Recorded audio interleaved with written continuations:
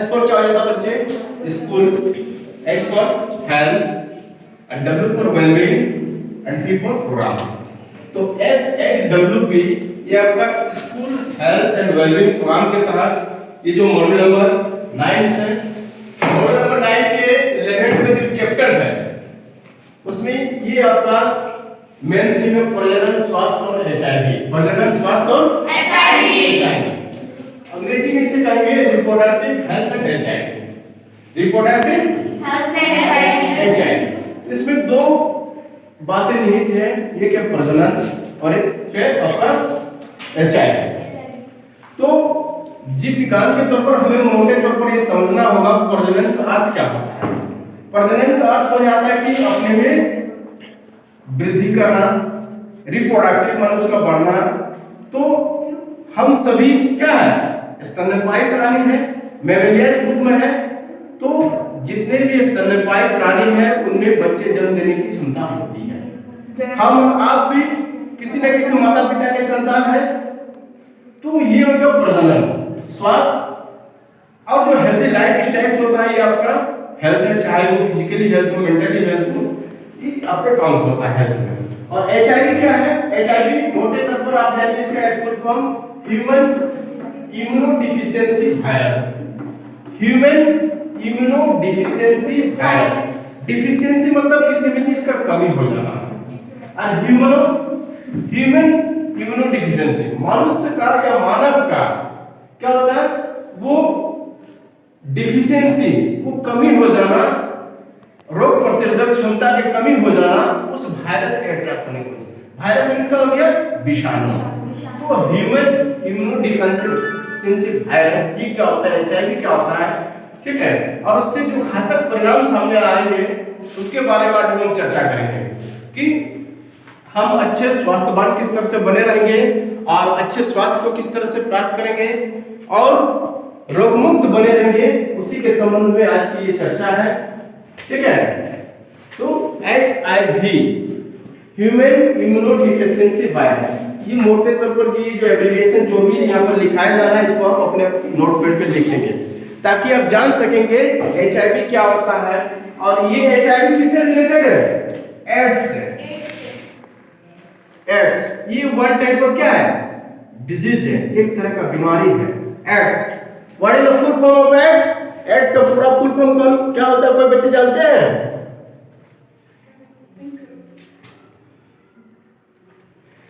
A for acquire, I for immune, D for deficiency, S for syndrome, ठीक है।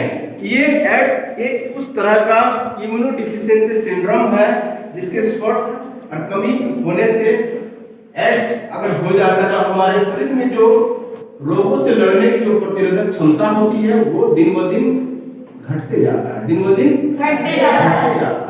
और घटते क्रम में सारी बीमारियां जकड़ लेता है और उनके बहुत सारे लक्षण वगैरह दिखलाई पड़ता है। अब क्या क्या उन लक्षण है और उससे हम कैसे निजात पा सकते हैं, इन सारे बिंदुओं पर आज चर्चा होगी।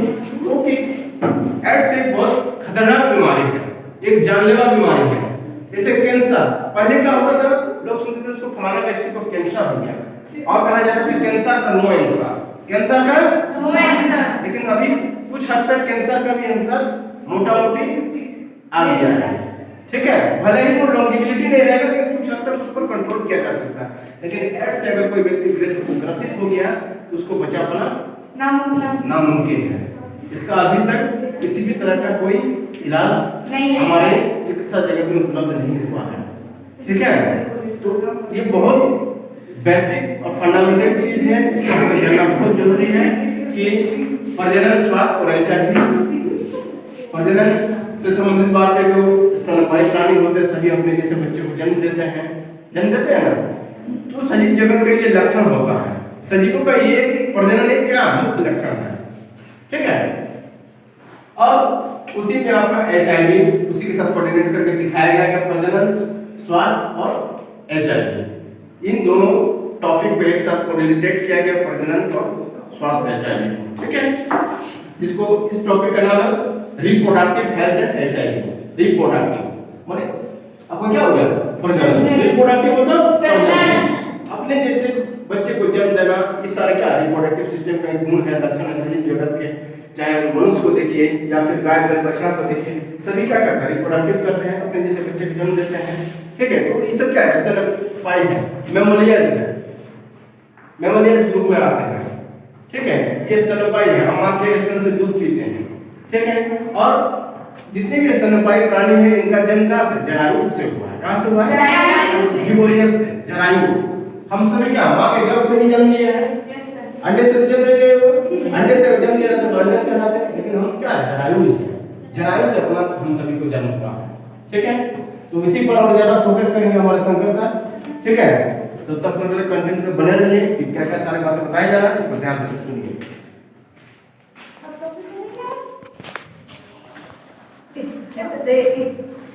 धन्यवाद सर। जैसा कि सर ने आज मॉड्यूल 9 पे आप लोग को विशेष जानकारी हमारे health ambassador secretary सिकेश Bhagat ji के द्वारा दिया गया, और आज इसी के टॉपिक की चर्चा में हमारे सारे बच्चे उपस्थित हैं कि HIV एड्स कहा जाए तो बीमारी सब क्या है, बदनाम है, लेकिन HIV एड्स जो है वो क्या है, जानलेवा बीमारी है। अपने आप की एड्स के बारे में सुनते हैं तो ये भयावह लगती है, और ये HIV एड्स के कारण जानेंगे और इसके लक्षण कि HIV एड्स जो है वो कैसे होता है। तो सबसे पहले इसका पहला पॉइंट है असुरक्षित यौन संपर्क के। अब ये असुरक्षित यौन संपर्क जो है, किसी भी से अगर हम लोग संबंध बनाते हैं और अगर आप कॉन्डोम का उपयोग नहीं करते हैं तो ये असुरक्षित यौन संपर्क माना जाता है। दूसरा है अवैध इंजेक्शन दवा के उपयोग या सुइयों को साझा करने से। ये क्या है, अवैध इंजेक्शन क्या है बाबू, कि कोई संक्रमित व्यक्ति अगर HIV एड्स है और उसका एक सुई अगर आप इस्तेमाल करते हैं, जैसे कि किसी को बुखार हो गया या कोई प्रकार का सुई आप लेते हैं, इंजेक्शन लेते हैं, तो उसको क्या है, जो व्यक्ति यूज किया हुआ है उसको पुनः फिर उपयोग नहीं करना चाहिए, उसको क्या है फेंक देना चाहिए, डिस्ट्रॉय कर देना चाहिए।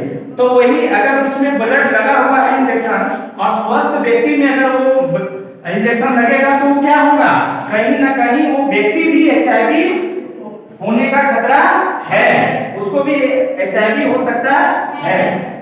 तीसरा पॉइंट है संक्रमित रक्त से, अगर किसी को ब्लड की आवश्यकता है, किसी की दुर्घटना हो गई और आपको ब्लड की आवश्यकता है, या प्रसव के दौरान भी माताएं को खून की जरूरत पड़ जाती है, तो उस समय वैसे व्यक्तियों का खून लेना है जिनका ब्लड ग्रुप मैच करे, साथ ही साथ वह व्यक्ति कोई भी बीमारी से ग्रस्त ना हो, यहाँ तक कि HIV से अगर ग्रस्त है तो उस व्यक्ति का आप सैंपल ब्लड नहीं ले सकते हैं। अगर लेते हैं तो आप भी HIV पॉजिटिव हो सकते हैं, संपर्क में आ सकते हैं। अब है जो चौथा पॉइंट है वो है गर्भावस्था। जब माँ गर्भावस्था बच्चे को जन्म देती है, प्रसव या फिर बच्चा जो स्तनपान करता है, अगर संक्रमित माँ है, अगर माँ HIV है और वह बच्चे को स्तनपान करवाती है, तो माँ से बच्चों में भी HIV एड्स हो सकता है, ये भी संभावना है। इसलिए अब ये सारी चीजें पॉइंट हम लोग जाने, अब जानेंगे कि ये तो HIV एड्स होने के कारण है। अब है कि कोई व्यक्ति अगर HIV एड्स है तो उसके क्या लक्षण हो सकते हैं, तो उसका क्या है कि 2-3 सप्ताह के बाद उसको बुखार आने लगेगा, शरीर पीला होने लगेगा और छोटे छोटे दाने भी आने लगेंगे, वह व्यक्ति स्वस्थ रूप से कमजोर भी होने लगेगा।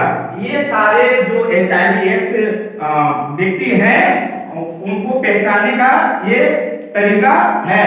फिर उनको हम किसी डॉक्टर या फिर आप ऑनलाइन किट के द्वारा भी HIV पॉजिटिव या नेगेटिव वह व्यक्ति है उसकी भी जांच आप कर सकते हैं। हम लोग देखा जाए इस पे पूरा जो WHO की रिपोर्ट है उसमें है कि 3.7 करोड़ 37 मिलियन लगभग इसमें लोगों अभी तक इन लोगों संपर्क में आ चुके हैं। इतने लोगों की संपर्क HIV ग्रस्त हो चुके हैं और ताजा रिपोर्ट 2020 के अनुसार 6,80,000 लोगों की मौत हो चुकी है। एक साल में 6,80,000 लोगों की मौत हुई और 15 लाख लोग इसमें अभी HIV पॉजिटिव है, एड्स उनके हो चुके हैं। तो ये कहीं ना कहीं इससे व्यक्ति को समाज में जीने से वह व्यक्ति का जो एड्स है उसका इलाज तो नहीं है, एक दिन उसको तो मौत है, लेकिन क्या है वो कुछ जरूरी दवाइयां उपयोग के करने से वो कुछ दिनों तक बचा जा सकता है। इसलिए हम लोग पूरा विश्व एड्स दिवस जो है कब मनाया जाता है? 1 दिसंबर को विश्व एड्स दिवस के बारे में। और इसका सबसे सुरक्षित है कि इसकी जानकारी, स्वास्थ्य संबंधी जो जानकारी है, नहीं जानकारी के अभाव में न जाने कितने लोग इसके चपेट में आ जाते हैं और कहीं ना कहीं जान गंवा रहे हैं। इसलिए आने वाला समाज, आने वाला पीढ़ी के लिए ये जरूरी है कि आप स्वास्थ्य संबंधित जानकारी रखें, जो कि ये जो इम्पोर्टेंट है, हमारे जानलेवा बीमारी है, उससे कहीं ना कहीं बच सकते हैं। तो ये सारे बिंदु हैं और इस पे हम लोग को ध्यान देने की आवश्यकता है। धन्यवाद। चलिए।